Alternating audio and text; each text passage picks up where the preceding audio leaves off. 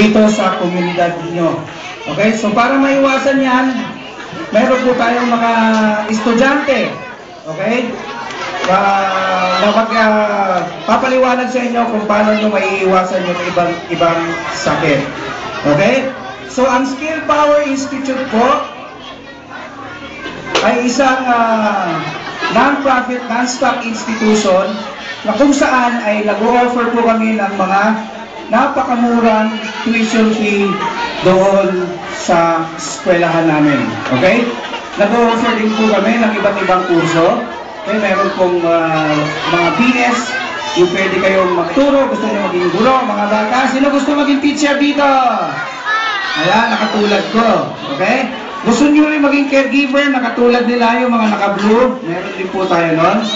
Meron din po tayong nursing aid, yung mga nakaputi. Okay? Meron din tayong HRM, napaka-in-demand ngayon. Okay? So itong mga bata to paglaki, sa SPI na kayo mag-aral. Okay?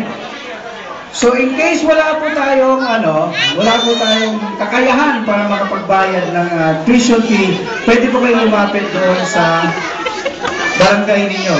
Okay? Si barangay chairman Loli Leiva ay nagbibigay po yan ng scholarship papunta po doon sa amin. Okay? Instead na kayo magbabayad is yung government ang gobyerno magbabayad ng tuition fee ninyo.